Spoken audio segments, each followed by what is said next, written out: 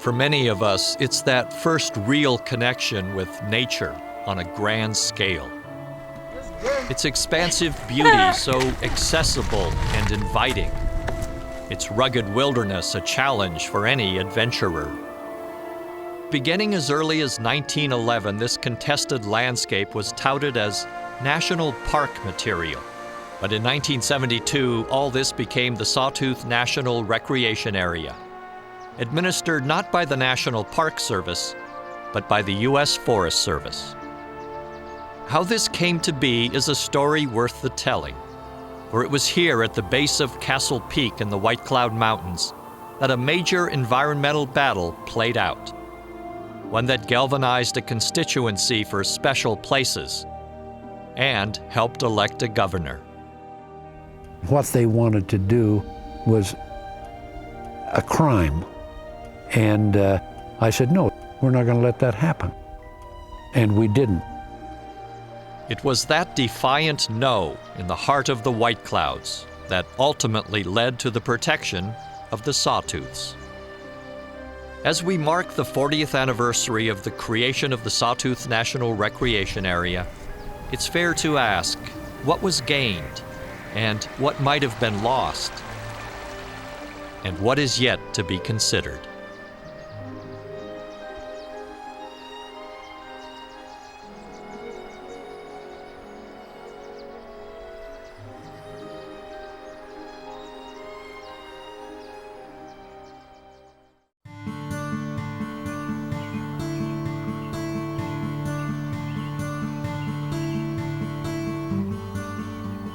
Funding for Outdoor Idaho is made possible by the Friends of Idaho Public Television, by the Laura Moore Cunningham Foundation, committed to fulfilling the Moores' legacy of helping to build the great state of Idaho, by the Corporation for Public Broadcasting, and the Idaho Public Television Endowment. The Sawtooths, the White Clouds, the boulders. They're more than just mountain ranges. They represent a vision that more than 40 years ago was considered quite controversial. In fact, some folks didn't think it would work. Hi, I'm Bruce Reichert, and welcome to Outdoor Idaho. Well, we've had 40 years to test the concept of a national recreation area. Has it worked?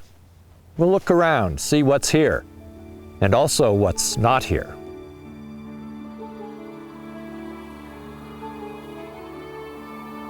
They are as glorious as any mountain range in North America. More than 40 miles long and 20 miles wide, the Sawtooth Mountains welcome all kinds of visitors. The ones who just want to soak it all in by popular Redfish Lake Lodge. And those who wish to be as far away from the crowd as possible, happy to lose themselves amidst the hundreds of mountain lakes and dozens of peaks over 10,000 feet.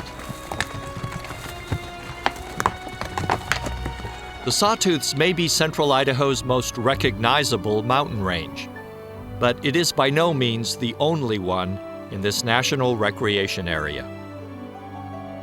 At one end of the vast valley lies the Boulder Mountains, and to the north of them, the White Clouds, a mountain range that in almost any other state would easily get top billing. And it is here, at the base of Castle Peak, where the story of the Sawtooth National Recreation Area begins to take shape. ASARCO, the American Smelting and Refining Company, was no stranger to open-pit mining. And in the 1960s, the company sought to develop another open-pit mine, this one at the base of the largest mountain in the White Clouds, Castle Peak. Their geologists were looking for a strategic metal, molybdenum, that could potentially be worth tens of millions of dollars to the company and its shareholders. Molybdenum is used to harden steel in such things as aircraft engines and nuclear power plants. Advocates said the proposed open-pit mine would supply Custer County with 350 high-paying jobs for many years to come. Besides, they said, hardly anyone ever visited the White Clouds. But in 1969, a young man with a camera did just that. bringing back extensive evidence of what was actually going on in the heart of the White Clouds. It's been more than 40 years, but we asked College of Idaho archivist Jan Bowles to reminisce about what he saw on that backpacking trip. The first thing we encountered was the Asarco camp at Baker Lake. Then we worked on out toward their claim, and all of a sudden here was a big clearing for the helicopters. A lot of timber had been cut down. Red spray paint blazes on trees showing where roads were intended. A lot of people in there, a lot of machinery, a lot of noise, a lot of dynamite. There were enormous dynamite blasts going off, echoing down the canyon that were really kind of spooky. There were hoses around from water systems. Then just beyond that was the drill rig at Little Boulder Chain Lake number 1, which showed the effluent being dumped right in the water. It wasn't clear anymore. It was that milky turquoise color in the water. There was no doubt in my mind that it would just take an entire drainage and wreck it as far as hunting, fishing, recreation, backpacking, potentially heartbreaking. I did a lot of head shaking. It was the photos of Jan Bowles and another Idaho photographer, Ernie Day, that brought the grandeur of Castle Peak to Idahoans across the state.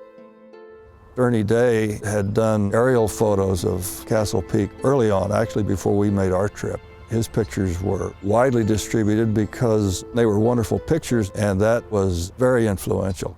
Here was a Christian Science Monitor and a full page devoted to the White Clouds. That showed that the story extended well beyond Custer County, well beyond Idaho.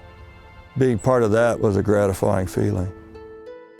By 1970, the conflict in the White Clouds had become the hottest issue in the Idaho governor's race. The state's governor at the time, Don Samuelson, argued that mining was what made Idaho great.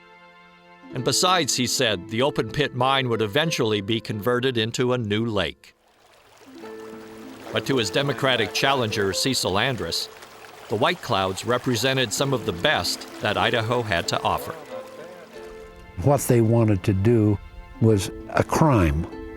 And I said, no, we're not going to let that happen. And we didn't. That issue alone probably accounted for the margin of victory that I had in 1970, which was about 10 or 11,000 votes. One of the media outlets was quoted as saying, this really propelled him to be the first governor that was elected on an environmental platform. I didn't expect to find that here in Idaho. Erica Jensen wrote her university master's thesis on this very controversy. It was kind of just the perfect storm of the way things came together in Idaho, with it being an election year, the way the tensions had been there and kind of been festering for, really decades. It was an interesting story to find that really, here in Idaho, we were at the heart of the environmental movement. As often happens, it takes a crisis to motivate policymakers. And plowing a road into the heart of the White Clouds to create an open pit mine was just the crisis to motivate Idaho's congressional delegation. Besides, Idahoans were not oblivious to the growing environmental awareness sweeping the nation. Boyd Norton was one of those who led the charge against Asarco's plans. I took some photographs of that Peterson mine up near Leadville, Colorado. It was a pile of sludge and muck, heavy metals and all kinds of carcinogens. So we were able to run photographs and say, do you want this in the White Clouds? There are a lot of people that live in Idaho who may not be hardcore conservationists, but they really appreciate what they have here.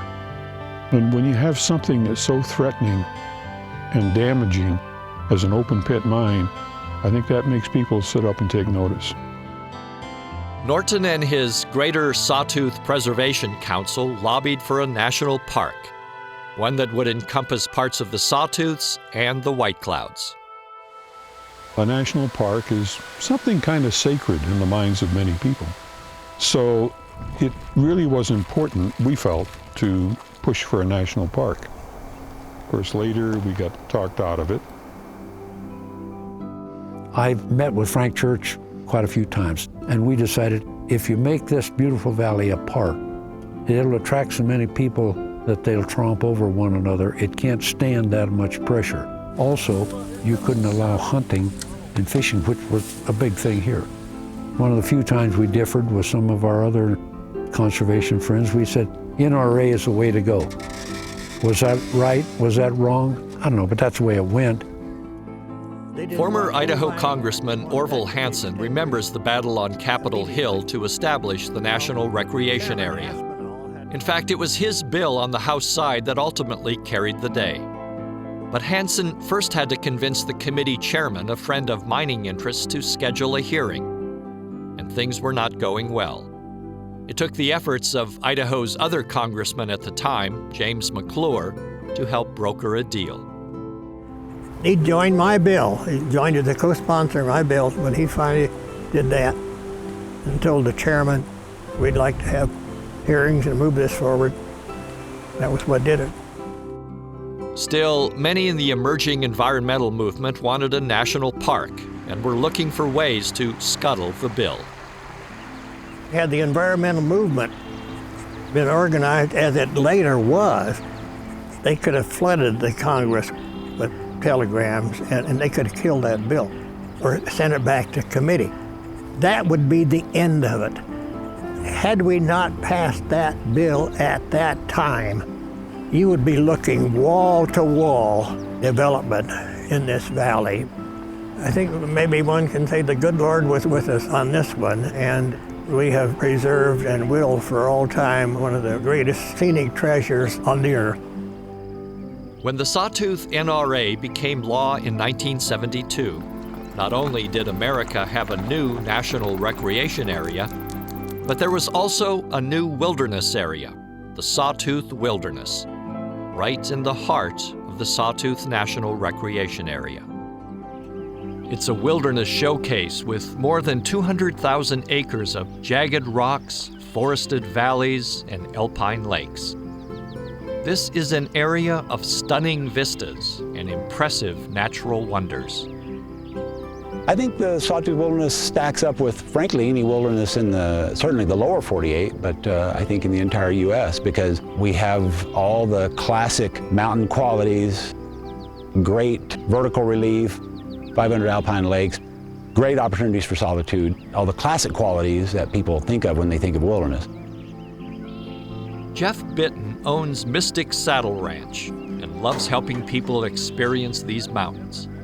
He's been guiding trips into this amazing landscape for more than 4 decades. And during the next few days, his crew will be providing pack horse support for a family of hikers.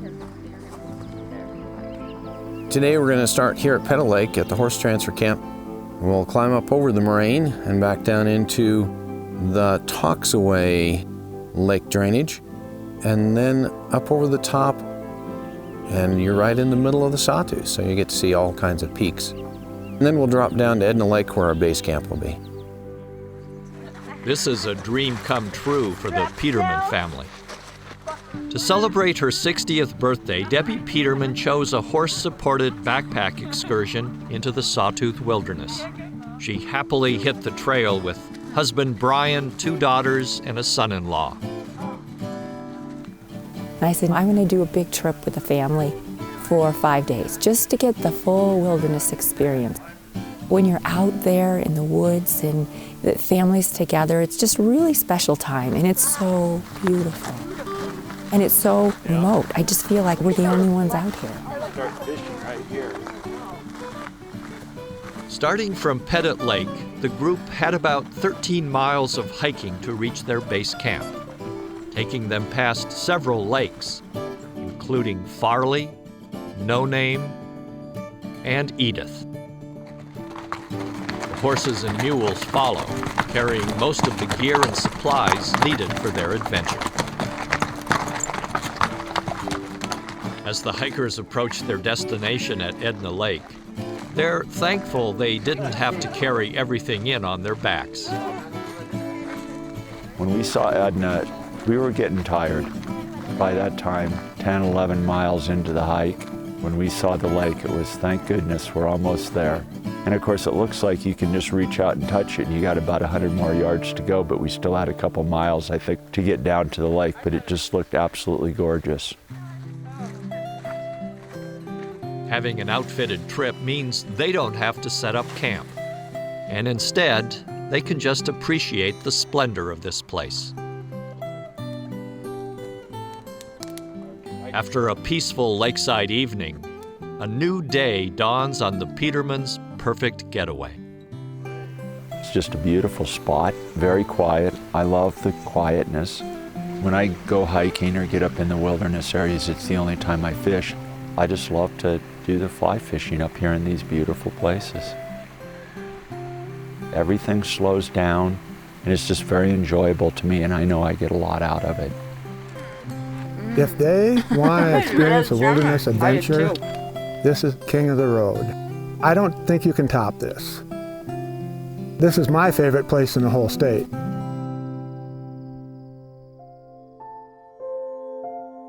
The purpose of the Sawtooth National Recreation Area is quite specific and beautifully written into law. To assure the preservation and protection of the natural, scenic, historic, pastoral, and fish and wildlife values, and to provide for the enhancement of the recreational values associated therewith. In other words, to not be too much of a burden on those who live here, while still protecting the resource. These days you can find Tom Kovalicki at the local tackle shop in Stanley. But he first came to town as a young Forest Service ranger back in 1970, before the Sawtooth NRA had even become law. My job, as the Forest Service explained it to me, was you go to Stanley and you make sure that the National Park Service doesn't get the hearts and minds of the local people and turn this into a national park. That was the Forest Service's big fear. Early on, Kovalicki figured out the secret to winning those hearts and minds. If the Park Service takes over, there'll be no more hunting. And that is the thing that made people say, we want to talk more about this. Ed Kennedy has worked among these mountains for more than 20 years. I liken the National Recreation Area to a national park, only people get to be part of the ecosystem. You can cut firewood, you can graze cows, you can do things you couldn't do in a national park. You can hunt elk and deer, and you can fish. I feel really connected to Yellowstone and Grand Teton because I like those places a lot, but not like I do here. I am part of this place. I think you lose that in a lot of national parks. You go there to look. You come here to really, truly experience. Happy birthday to you. Happy birthday, Sawtooth National Recreation Area. Happy birthday to you. On August 22nd of 2012, Forest Service personnel and special guests took a moment to celebrate the 40th anniversary of the Sawtooth NRA. It was also a time of reflection for one forest ranger. I wanted to be a part of something bigger, where preserving and protecting was the emphasis of the management. Are we serving the American public the way we need to be? And so I've been thinking about that in terms of the 40 years. And where will we be 40 years from now? Will the Sawtooths look the same? I took this job because I felt very strongly about the values here, caring for the land and serving the people. But I think with the Sawtooth NRA is that meaningful spirituality that people feel when they come here, and the ability to come and be at peace with yourself. And that's the draw of the Sawtooth NRA and why it is called the Gem of Idaho. These mountains may be renowned for their peaceful and pastoral setting, but they are the product of cataclysmic pressure and force. The collision of two tectonic plates, the continental and the Pacific, directly under Idaho some 50 million years ago. Geologists refer to this as a batholith, a Greek word for deep rock. This deep rock, this intrusion of granite, actually cooled 7 to 9 miles underground. After eons of time and miles of erosion, not to mention an ice age that split and refined the natural vertical jointing of the Sawtooth batholith. This is the result. But it's so much more than raw beauty. This is serious business, the source of water, cold, clear, and abundant, flowing from these mountain peaks in virtually every direction. Idaho's most storied river, the one that stopped Lewis and Clark, the one boatmen know as the River of No Return, has become a force to be reckoned with. And certainly part of that is the yearly journey of these native fish, the sockeye and Chinook salmon and the steelhead, all the way from the Pacific Ocean some 900 miles away. It's the longest and the most difficult salmon migration in the world. But the salmon's life and death and renewal cycle was not always appreciated. The Sunbeam Dam, built in 1910, completely cut off the sockeye salmon's journey to Redfish Lake before dynamite reopened the river in the 1930s. Later, efforts to eradicate undesirable fish species with poison included the sockeye salmon. But today, these ocean-going fish are welcomed and honored. In fact, the legislation creating the Sawtooth NRA specifically mandates the protection and conservation of the salmon. Sockeye have defied the odds. They're the underdog of the fish world. And we came so close to losing that group of fish. Our single male coming back that had been nicknamed Lonesome Larry is still hanging on the wall as a symbol of the fact we got that low. This Sawtooth hatchery is funded by the Bonneville Power Administration, the BPA, to compensate for Idaho's loss of fish from the lower Snake River dams. Today we were removing the Chinook salmon that had moved into the trap overnight. So it's a daily activity starting in June through mid-September. Back in 1978, the Fish and Game Commission had to close all salmon fishing in the upper Salmon River. The numbers had just gotten too low. To be able to finally, after 30 years, open that back up for salmon fishing in 2008 was particularly satisfying to me, having been there when we closed it. Right now you can go up there and see them on the gravel spawning and completing their life histories. There's a big fish coming down here onto the nest. Just watch carefully. Oh, great big one. That's probably a 5-year-old. It certainly makes you realize that within a career span, you can get things done that are important. And we have been able to maintain some level of salmon fishing since 2008 up there. The Sawtooth Society was formed in 1997 to address two specific threats to the Sawtooth National Recreation Area. The first was inappropriate development, and the second was a deteriorating recreational infrastructure. The Society has come up with a comprehensive plan, kind of a blueprint for the future.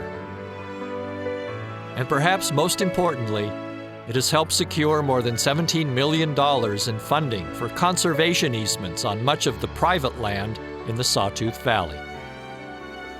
And that has helped to preserve that view, that remarkable view of which the Sawtooth Society, Congress, and the Forest Service can be justly proud. What you don't see is what's important. What absolutely blows people's minds when they come over Galena Summit and they look down into the Sawtooth Valley is they see this wide open expanse. They see the Sawtooths to their left, they see the White Clouds to their right, they see the Salmon River running down the middle of this broad valley, and they can't imagine why it isn't filled up with homes. Looking back 40 years, I think it's been a marked success. That isn't to say that everything is perfect, but it's darn near perfect. I see a really bright future. I think the people of Idaho are connected enough to this place. They're going to make sure it's protected. They're not going to let us let down our guard, and all the work that those people did 40 years ago, the men and women who fought so hard to protect this place, they're not going to let that go away. That doesn't mean there won't be challenges, there will be. But I think the people of the state have our backs and will not let us get away with anything less than preserving the integrity of the area.